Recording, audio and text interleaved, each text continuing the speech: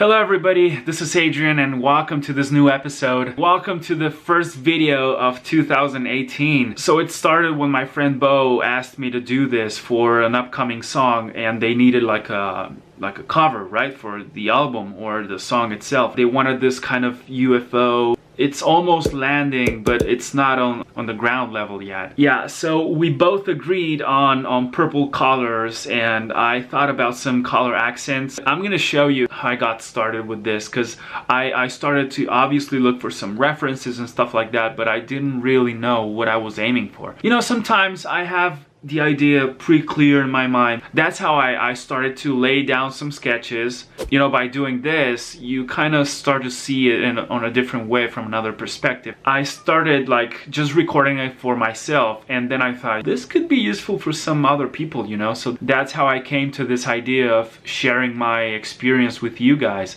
And you know, this is not meant to be a tutorial, but I would like to just share some tips with you, which I learned along the way. Once I was done with the sketches, I picked one and I started to push it further, and that's it.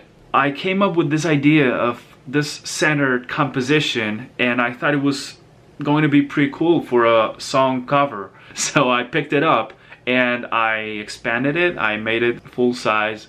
And that's how I started to, you know, draw on top of it and lay down some details here and there, correct this, correct that. And then I realized I was not so good with ellipses. I took advantage of this opportunity to learn more and to just try out this special feature on ZBrush, which is the radial symmetry, which I never actually tried before, and it was really awesome. I liked it a lot. I could do like clean lines with Photoshop form, yeah, it's the form tool option. So I could do that. I did it, but I was still missing all the other information around this UFO spaceship. So I wanted to keep it up with ZBrush and just get everything in perspective with only one shot. You know, then I got to this point where I said, oh shit, we agreed on purple tones and stuff like that, right? If I ever start with black and white, my painting is gonna be black and white, and that's it. And if I want a painting to be in color, I just start with color right away, and that's it. But I've never done this before. So I'm now at this point, this point. We've created these 4 ones, and seems like the one I liked the most was this one right here. I had to go for some inspiration. There are very awesome things, and there's a lot of them, like too many. Don't get too crazy overloading yourself with too many references. You know, find and try to apply them to your project. I'm always tending to get as many as I can, and this is how I get trapped into the research phase, and most of the time I end up like this.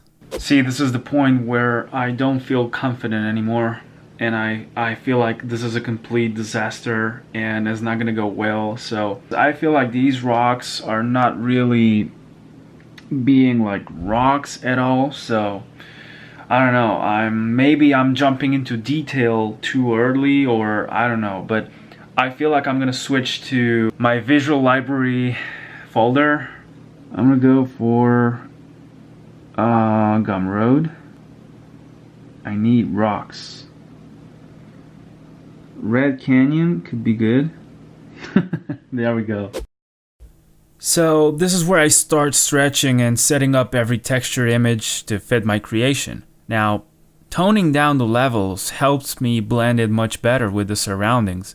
Now, I don't really care about the color at this point. In fact, I will even desaturate it all later. But hey, I was getting to that point again, you know, like, fuck everything, this is not working. And finally decided to just go for the lighting part before getting back to the textures later. Well, I feel like it didn't work. I'm trying to apply light to the spaceship, and that's it. Figuring out where the light could hit the ground and maybe the character too. Basically getting rid of the textures for now. I'm telling you, right now I'm not feeling confident at all about this.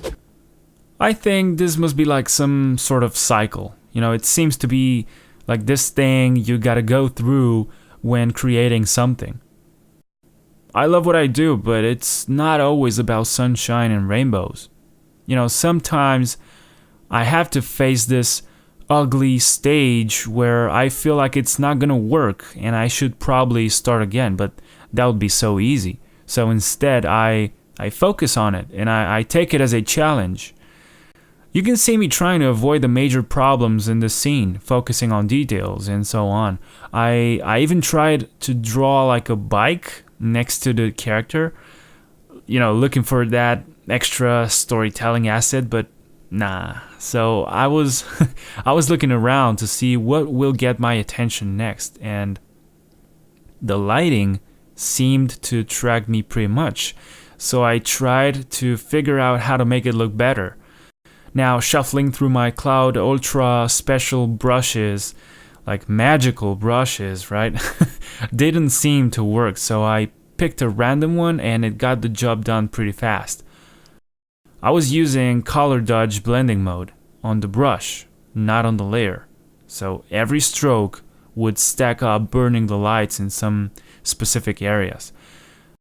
The scene is happening in some type of rocky area, more like a desert, so fog won't make too much sense unless it was dust, like dusty particles getting in the air because of the huge spacecraft trying to land there. Okay, so I guess it's time to color up this thing. I need to finish it today.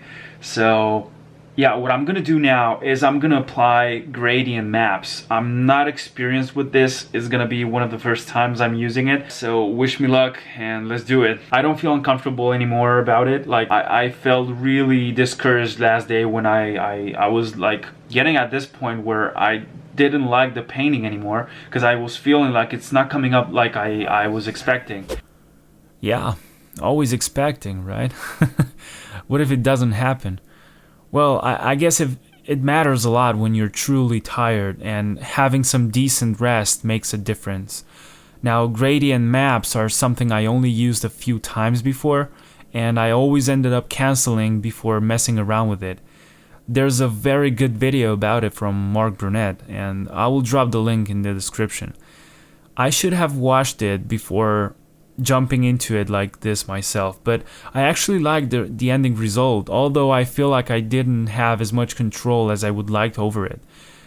Once the coloring thing was done, I started to fix some stuff I was figuring out on the way, so throwing in some more detail on the rocks, correcting a bit more, you know, some of the light ellipses on the spacecraft, and desperately trying to get rid of this exclusive color duality.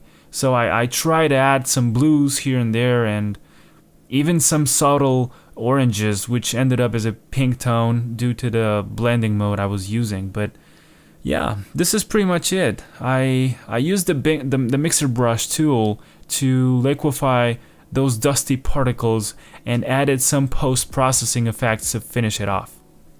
Okay, yesterday I was so tired and I was not feeling confident enough. I mean, now I can say I'm finally done with it. I finally finished it and this is the result.